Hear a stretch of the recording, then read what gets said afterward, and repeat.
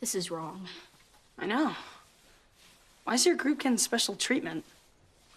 I meant the smoothie. I ordered strawberry banana.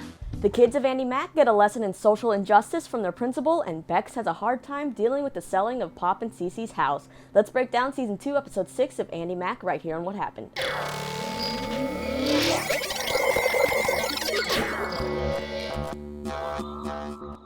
How's it going, everyone, and welcome back to another Andi Mack recap. So this week's episode was a fun one that included a huge food fight, holding hands, and Bex finally telling Andi the truth about the selling of the house. So let's dive in. First up, let's talk about Principal Metcalfe's social experiment on the kids. Andi, Buffy, and Cyrus meet at school and have a discussion about why Jonah isn't holding Andi's hand yet. Buffy tells her that if she wants to hold Jonah's hand, she should just go for it and not wait for him. And as Andi and Jonah do their typical slow-mo walk towards each other and reach out for each other's hands, they're interrupted by Principal Metcalfe, who tells Andi to go to Group A and Jonah to go to Group B. He then puts Buffy in Group B and Cyrus in Group A. Now the kids are confused at first and want to switch groups, but Metcalfe tells them that these groups were picked according to specific guidelines and they have to stay with their group. There's no intermingling allowed.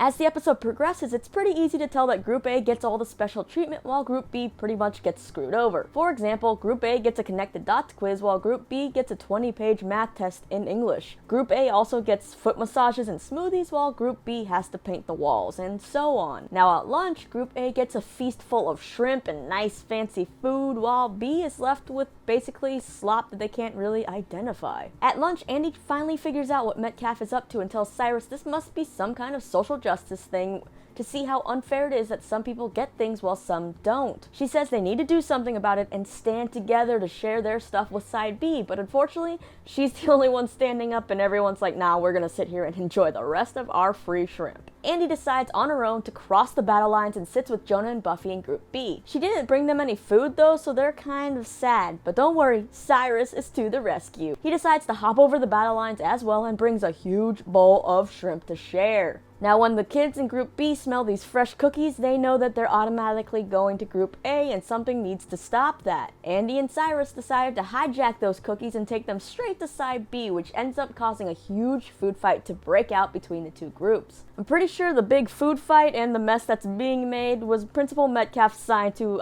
end the experiment, because he eventually blows his whistle to say that it is now over and there's no more A and B, and then he asks what the exercise was for. Buffy says that it's about privilege, with one group thinking they deserve more than the other just because of the color of their wristband. Now when one kid in A says that the kids in A were better anyways, Jonah's like, better at what exactly? And the kid doesn't have an answer. Mr. Metcalfe tells the kids that they were right and he chose the groups just solely based on the first letters of their names, and he says that no one here is better than anyone, and no one in the world or anywhere is better than anyone else. He also adds that it was part of an experiment that the school board wanted him to do because they hired a school sensitivity consultant and they want their feedback. After school, the kids get their wristbands cut off, and Andi feels like she's inspired for a new art project and takes a bunch of these wristbands, and she and Jonah end up getting their cute hand-holding moment. Now, while the kids were dealing with the stress of the experiment at school, Bex had her own stress back at home, as she's still trying to come to terms with the selling of Cece and Pop's house. She goes over to visit and finds Bowie and Cece fixing up the yard, and she thinks that this could be a sign that maybe they decided to not sell the house, but it's actually the opposite. They're working on beautifying the house because the open house is on Thursday, and Bex realizes, okay, this is actually a reality. They're going to sell this house. And she also reveals she hasn't told Andi yet because she's kind of scared about what's going to happen with Andy Shack. Cece's just like, well, you know what? Andy Shack is wherever you make it, so just take the sign and make a new one.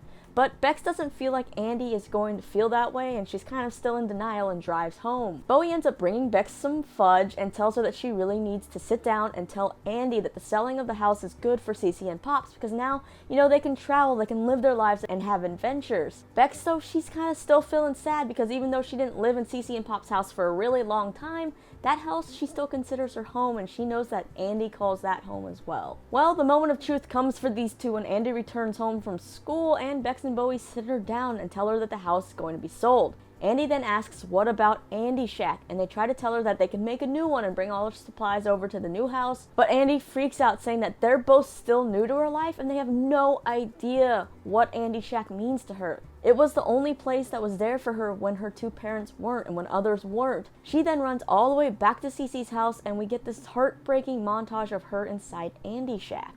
Okay, so I liked this whole social experiment thing. It was fun, and it definitely had a good lesson to it. I kind of wish I had had this in school.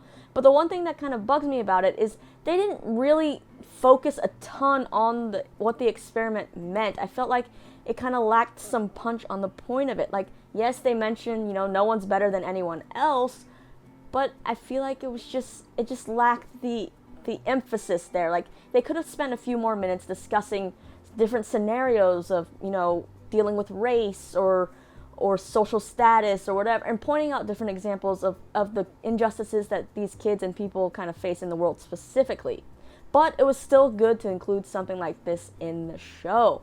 And the whole Andi Shack thing, I think that is just heartbreaking in itself, because I kind of know how it feels. I mean, that place is Andi's hideaway for many years. That was just kind of her world, her safe place, the one place you really feel safe and you can be yourself and express yourself. So I hope there is some way they can move that over to the new place, or maybe they won't end up selling the house. Maybe Bex and Bowie can buy the house. I don't know how, because I'm pretty sure they just have normal jobs and don't have the money for a house, but you never know. Miracles can happen, right?